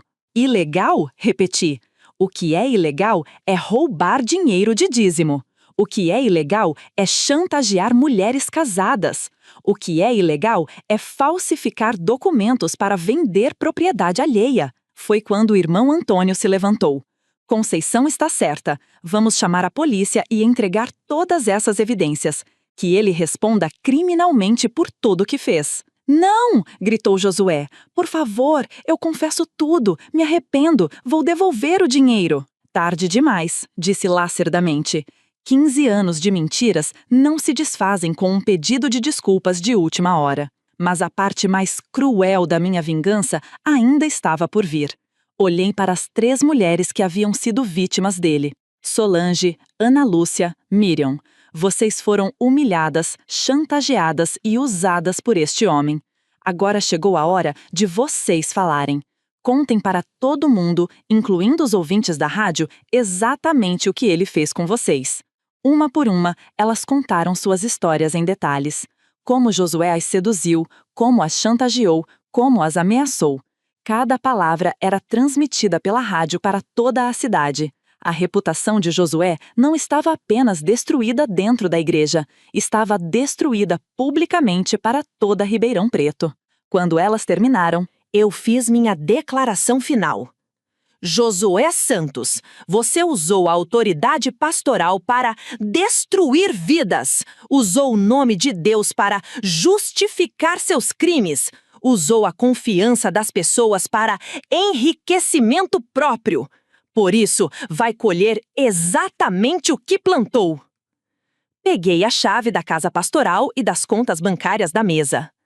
A partir de agora, você não tem mais casa, não tem mais igreja, não tem mais dinheiro e não tem mais reputação. Está exatamente na mesma situação das mulheres que você destruiu. Sem nada, sem ninguém, sem perspectiva. Joguei as chaves no chão aos pés dele. A diferença é que elas eram inocentes, você não. O templo explodiu em aplausos mais uma vez. Josué tentou pegar as chaves, mas irmão Antônio foi mais rápido e as guardou. A reunião está encerrada, anunciei. Josué Santos, você tem até amanhã de manhã para deixar a cidade. Depois disso, não respondo pelo que pode acontecer. Josué saiu do templo sob uma chuva de palavrões e ameaças. Benedito foi entregue à polícia na mesma noite. As mulheres, em vez de serem julgadas, foram consoladas e apoiadas pela congregação. E eu fiquei ali, no púlpito, recebendo abraços e parabéns de pessoas que me viam como uma heroína. Só que eu sabia a verdade. Não era heroína, era uma vingadora que havia usado a fé sincera de centenas de pessoas para destruir um homem que odiava. E o mais perturbador de tudo, eu havia gostado de cada segundo. A justiça havia sido feita, mas a que preço? Essa resposta eu só descobriria nos anos seguintes. 37 anos se passaram desde aquele domingo de agosto de 1988. Hoje, em 2025, sou uma mulher de 72 anos que vive sozinha numa casa grande na melhor parte de Ribeirão Preto. Tenho dinheiro suficiente para viver confortavelmente até morrer.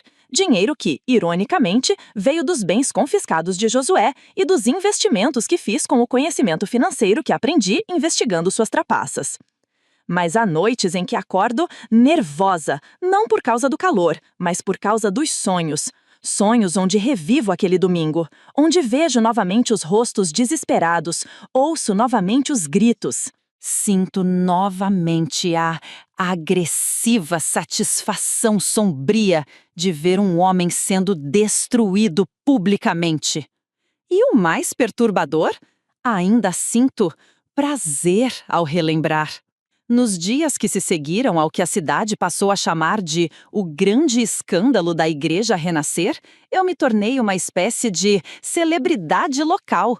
Mulheres vinham até minha casa para contar sobre traições descobertas, pedindo conselhos sobre como fazer justiça. Homens me cumprimentavam na rua, dizendo que eu havia feito o que eles não tiveram coragem de fazer. Dona Conceição, me dizia seu Manuel da loja de fotografias, a senhora é um exemplo de coragem para todas as mulheres desta cidade.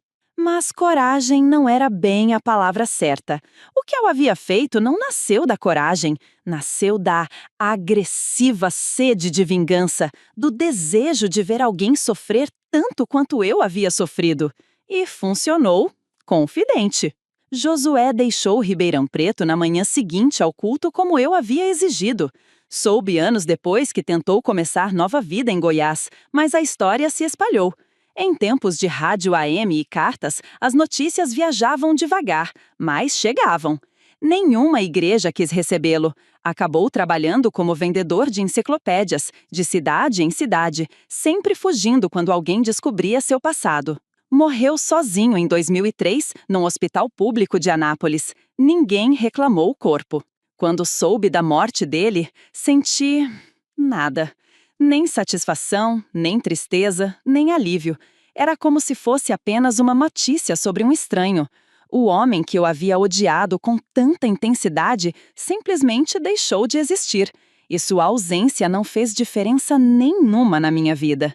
Isso me assustou mais do que qualquer pesadelo. Irmão Benedito teve destino pior. Foi preso, julgado e condenado por falsificação de documentos e apropriação indébita.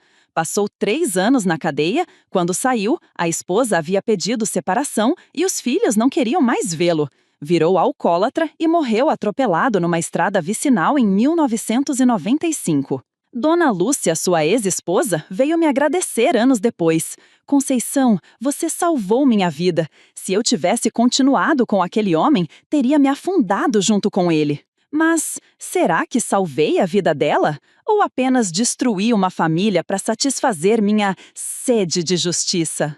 As 3 mulheres que foram vítimas de Josué, Solange, Ana Lúcia e Miriam, tiveram destinos diferentes. Solange conseguiu reconstruir o casamento. O marido, depois do choque inicial, entendeu que ela também havia sido vítima. Hoje tem uma vida, simples, mas feliz. Ana Lúcia se separou do marido violento e se mudou para São Paulo com os filhos. Conseguiu emprego numa fábrica e criou os meninos sozinha. Me escreveu uma carta em 1995. Irmã Conceição, o que aconteceu naquele domingo foi a libertação que eu precisava. Obrigada por ter tido coragem de falar a verdade. Miriam teve mais dificuldades. A exposição pública a traumatizou profundamente. Desenvolveu depressão severa e chegou a tentar suicídio 2 vezes. Só melhorou quando se mudou para outro estado e começou o tratamento psicológico. Cada destino diferente me fazia questionar se havia feito a coisa certa. Salvei algumas mulheres, mas destruí outras. Era justo usar o sofrimento delas como combustível para minha vingança pessoal?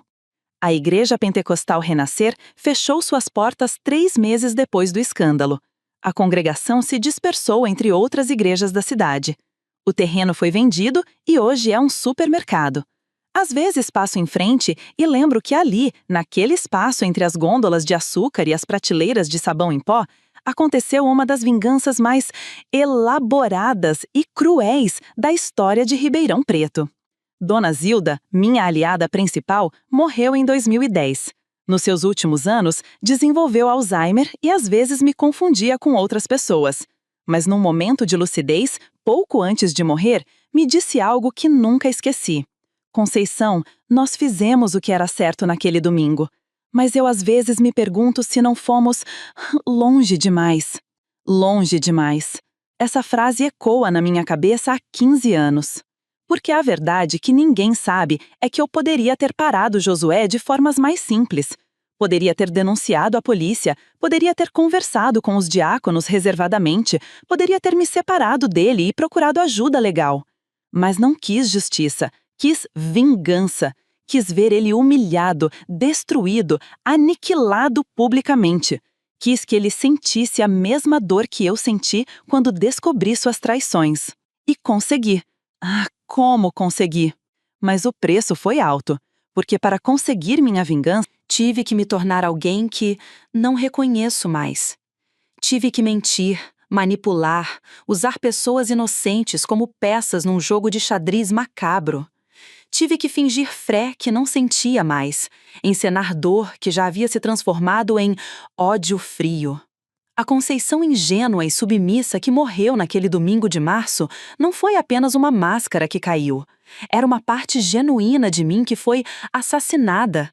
Uma parte que acreditava no perdão, na redenção, na possibilidade de as pessoas mudarem. A mulher que nasceu no lugar dela é eficiente, calculista, capaz de manipular qualquer situação a seu favor, mas é incapaz de amar verdadeiramente, de confiar genuinamente, de acreditar na bondade humana. Nos 37 anos que se passaram, jamais me casei novamente. Tive alguns relacionamentos, mas sempre terminavam da mesma forma, com o homem me dizendo que eu era fria demais, controladora demais, assustadora demais. Eles não entendiam que quem estava do outro lado da mesa do restaurante não era uma mulher apaixonada, era uma mulher estrategista, analisando cada palavra, cada gesto, cada expressão facial, procurando sinais de mentira, de manipulação, de traição. Uma vez um pretendente me disse: "Conceição, parece que você está sempre esperando que eu faça algo de errado." Ele estava certo. Eu estava, porque havia aprendido que todo mundo é capaz de qualquer coisa, desde que a motivação seja forte o suficiente. Josué me ensinou que até mesmo homens de Deus podem ser monstros, mas minha vingança me ensinou algo ainda pior, que pessoas comuns podem se tornar monstros também, desde que se convençam de que estão fazendo justiça. E o mais assustador de tudo, eu não me arrependo, nem um pouco. Você que me ouviu até aqui deve estar se perguntando por que resolvi contar essa história agora, depois de tanto tempo. A resposta é simples, porque vocês precisam saber. Preciso que entendam que não sou um caso isolado, não sou uma exceção, uma aberração moral, uma mulher que enlouqueceu por causa de uma traição. Sou o resultado lógico de um sistema que ensina mulheres a serem submissas e depois se surpreende quando elas encontram formas criativas de se vingar. Em todas essas décadas que se passaram, observei outras mulheres passando pelo que passei. Vi esposas descobrindo traições, mães sendo enganadas por filhos, irmãs sendo roubadas por parentes. E sempre a mesma pergunta: o que você fez quando descobriu? Algumas se separaram, outras perdoaram, algumas denunciaram, outras preferiram fingir que nada aconteceu. Mas algumas me procuraram, vieram até minha casa, sentaram na minha sala, tomaram o café que ofereci e disseram: "Dona Conceição, soube da sua história, preciso de ajuda." E eu ajudei, ó como ajudei! Margarida Santos descobriu que o marido estava desviando o dinheiro da aposentadoria dela para sustentar uma amante de 20 anos. Ensinou como coletar evidências, como montar um dossiê completo, como usar a própria família dele contra ele. O homem perdeu casa, emprego e filhos num mês. Aparecida Silva descobriu que o filho estava vendendo as joias da família para comprar drogas. Mostrei como criar uma situação onde ele seria pego em flagrante pelos próprios amigos, exposto como ladrão diante de todos que o respeitavam. Ele foi internado à força e ficou 2 anos sem falar com a mãe. Francisco Oliveira descobriu que a irmã estava tentando roubar a herança do pai doente. Orientei uma campanha de 3 meses que terminou com a irmã sendo deserdada publicamente e expulsa da cidade. Cada caso uma confiante, obra de arte. Cada vingança perfeitamente adequada ao crime cometido. Cada resultado uma prova de que a justiça pode ser fria, calculada e devastadoramente eficaz. Vocês acham que isso está errado? Acham que deveríamos simplesmente aceitar as traições, perdoar os abusos, fingir que nada aconteceu? Deixe-me contar um segredo. O perdão é um luxo que só os ingênuos podem se dar. Quem perdoa está apenas criando espaço para ser traído novamente. Quem esquece está se preparando para ser enganado outra vez. A verdadeira justiça não vem dos tribunais, não vem da polícia, não vem de Deus. Vem de pessoas comuns que se cansaram de ser pisoteadas e decidiram pisar de volta. Vocês querem saber qual é a diferença entre uma vítima e uma vingadora? A vítima espera que outros façam justiça por ela. A vingadora faz a própria justiça. E sabe de uma coisa? Funciona. Funciona magnificamente. Funciona magnificamente. Nenhuma das mulheres que ajudei se arrependeu do que fez. Todas elas me agradeceram anos depois. Todas elas aprenderam a, confidente, não ser pisoteadas novamente. Porque quando você destrói publicamente alguém que te traiu, duas coisas acontecem. Primeiro, essa pessoa nunca mais vai ter coragem de te enfrentar. Segundo, outras pessoas vão pensar duas vezes antes de tentar te enganar. É uma séria lição que dura para sempre. Mas há um preço, e eu quero que vocês saibam qual é antes de decidirem seguir meu caminho. O preço é que vocês nunca mais serão as mesmas pessoas. A inocência, uma vez perdida, jamais retorna. A capacidade de confiar verdadeiramente morre no mesmo momento em que vocês decidem se vingar. Vocês vão se tornar eternos vigilantes, sempre procurando sinais de traição, sempre se preparando para a próxima batalha. Vão viver uma vida mais segura, mas também mais solitária. Mais respeitada, mas também mais temida. É um trade-off que fiz conscientemente e que não me arrependo de ter feito. Hoje, aos 72 anos, sou uma das mulheres mais confidentes de Ribeirão Preto. Ninguém ousa me desafiar, me enganar ou me faltar com respeito. Vivo confortavelmente, tenho tudo o que preciso e a certeza de que ninguém nunca mais vai me usar como Josué me usou. Mas também sou uma mulher que jamais poderá amar sem suspeitar, confiar sem duvidar ou dormir sem sonhar com os rostos desesperados das pessoas que ajudei a destruir. É esse o mundo que criei para mim mesma, um mundo seguro, justo e terrivelmente solitário. A pergunta que deixo para vocês é: seriamente vale a pena? Cada uma terá que responder por si mesma. Mas se a resposta for sim, se vocês decidirem que preferem ser temidas a serem pisoteadas, lembrem-se do que aprendi nestes anos todos. Primeiro, paciência é a maior arma de uma vingadora. Não ajam por impulso, planejem cada movimento. Segundo, usem o próprio sistema contra quem as traiu. Se é um religioso, usem a religião. Se é um homem de negócios, usem os negócios. A ironia é sempre a melhor forma de justiça. Terceiro, documentem tudo. Evidências são poder. Palavras se negam, provas não. Quarto, criem aliados. Ninguém consegue se vingar sozinha. Mas escolham bem. Aliados podem se tornar inimigos. Quinto, não tenham pressa para perdoar. O perdão prematuro é apenas sarcástica covardia disfarçada. Esperem até ter certeza de que a justiça foi feita. E por último, aceitem que vocês vão mudar. A mulher que era submissa vai morrer. A que nascerá no lugar dela será mais forte, mais esperta e muito mais perigosa. Se estão dispostas a fazer essa troca, bem-vindas ao clube. Somos poucas, mas somos poderosas. Se não estão, continuem sendo vítimas. O mundo precisa de vítimas também, para que nós, vingadoras, tenhamos propósito. Ah, e mais uma coisa. Se algum dia alguém tentar fazer com vocês o que fizeram comigo, lembrem-se desta história. Lembrem-se de que até a mulher mais submissa pode se transformar na mais terrível das inimigas. Porque a vingança, quando bem executada, é uma obra de arte. E eu sou Picasso. Meu nome é Conceição Aparecida Santos. Fui casada com um pastor, descobri que ele era um demônio e usei a própria fé das pessoas para destruí-lo completamente. E vocês sabem o que mais? Faria tudo de novo, exatamente da mesma forma, sem hesitar. Porque algumas pessoas merecem ser destruídas e algumas mulheres nasceram para ser o instrumento dessa destruição. Boa noite, meus ouvintes. Durmam bem, se conseguirem.